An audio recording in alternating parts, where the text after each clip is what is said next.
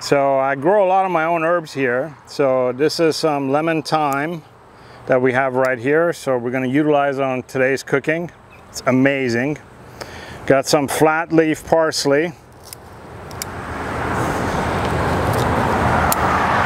Okay, we're going to bring that to our prep table right here by the live fire grill.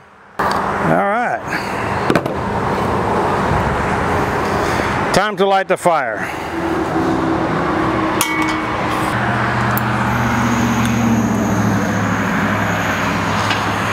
So today's lesson will be cooked all on a live fire grill. We're going to basically do 3 elements to this dish, 3 separate simple recipes. So here I have a cast iron pan, some fat trimmings from a brisket, which we're going to render in here for the fat to cook. We're going to render that nice and slow. We're actually going to pick some rosemary too real quickly. Need some rosemary for the potatoes. Beautiful rosemary.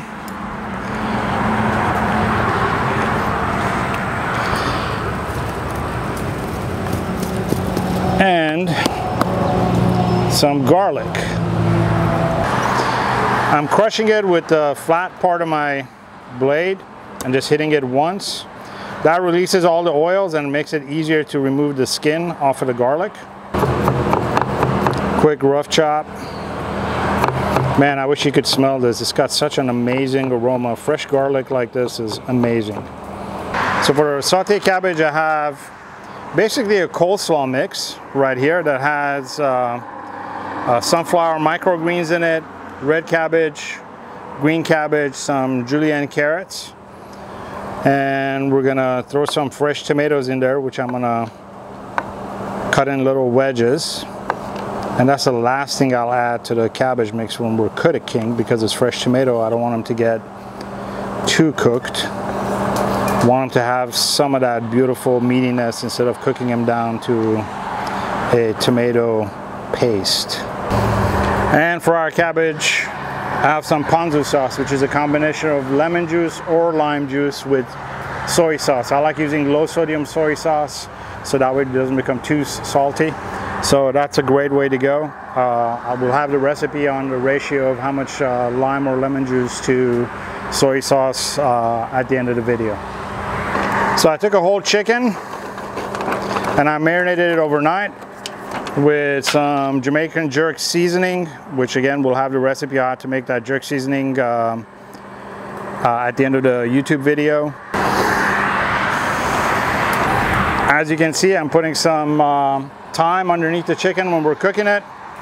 That's going to give it that traditional jerk seasoning recipe has dried thyme in it. Adding fresh thyme to it helps accentuate that flavor and that beautiful aroma. So we're going to let that cook. So I'll cook it with the bone side down about 80% of the time, because once I flip it to the skin side, that's when I'm finishing it up to crunch the skin, because I don't want to that beautiful crunch that we put, that crispiness on the skin, I don't want that to sit over too long of a period of time and for it to soften up. So I have a combination of pecan and oak in here. You can use any kind of wood you want. Those are my preferences. Again, depending on what you like to use whatever kind of wood you want. Just stay away from like pine or anything that's too much sap in it, because the flavor is not very good. All right, for our potato portion of this recipe, so I'm going to slice my potatoes to the same thickness as the top of my knife blade. Okay, I am keeping the skin on because I really like the flavor of the skin.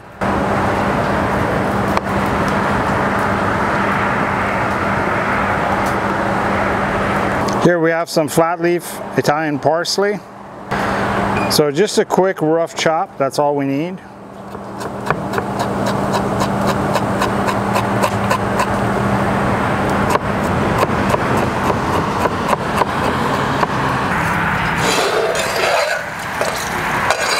As you can see, all that beautiful beef fat is releasing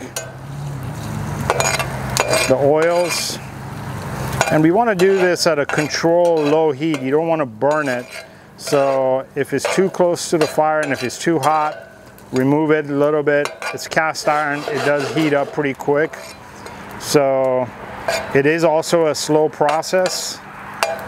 Normally when this is rendered into a liquid fat, you cook it until all of this disappears. And it's done at very low heat for hours, usually about 8 hours to render all this fat at really low heat. It just gives you that beautiful beefy flavor into anything that you cook. I wish you could smell this right now. It smells amazing. That beautiful aroma of the rich beef flavor is incredible. All right, I'm gonna flavor that oil with a little bit of rosemary right now. Throw that in there to give it that beautiful rosemary flavor. Rosemary and potato go really well together. You can use sage. Obviously you can use basil, whatever you like.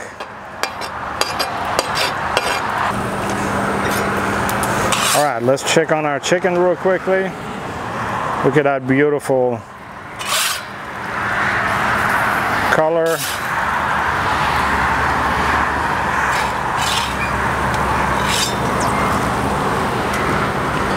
All right, let's do our potatoes. A little bit of salt.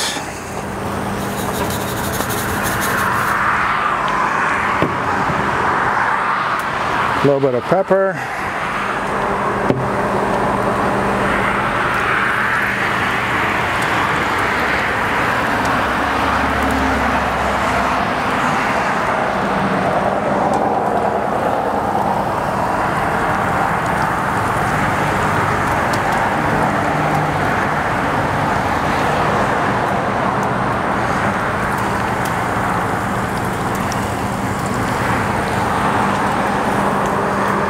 And our crushed up garlic.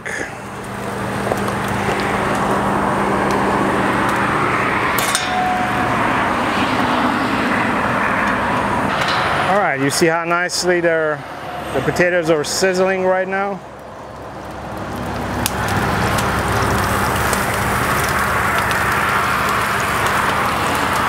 Let's see the color on it. Not close yet. We want a nice little crunch on them.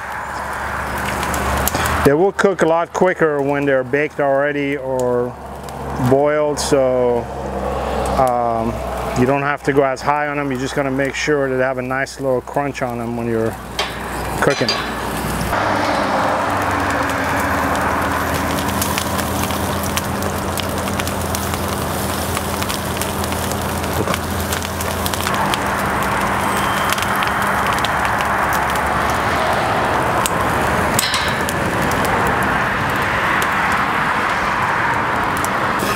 Our first batch of potatoes are starting to crisp up. Again, we're doing this on a low heat, so you got to be patient. Our chicken is almost ready. Now I flip it back to the bone side down and let it finish up. That'll protect all the breast meat, the white meat that is so delicate.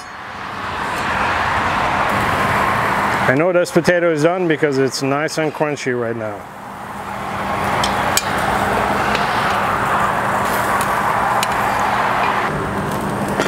I'm going to use the same pan and the same oil that is already in there, that rendered beef fat, to cook my cabbage. All I'm going to do is remove just this rosemary and garlic, since we're going to already add some fresh garlic to it. Throw that in the fire.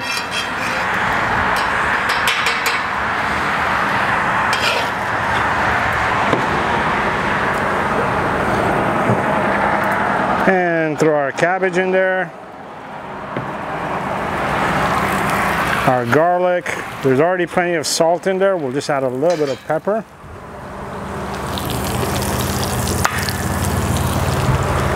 And a dash of the ponzu sauce.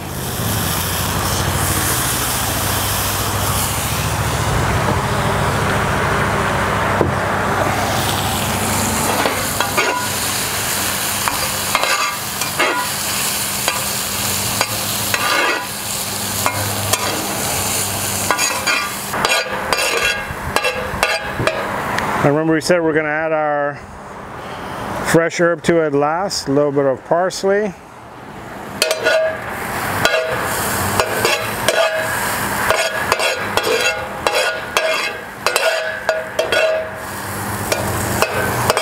And that's all it takes, really.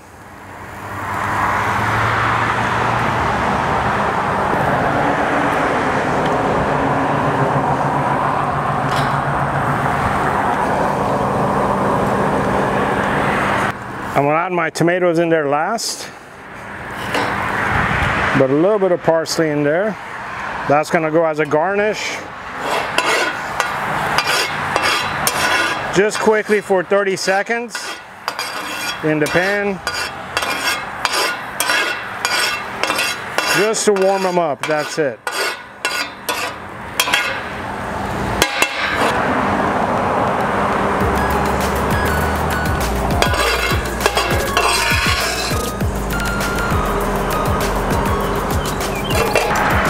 And there you go.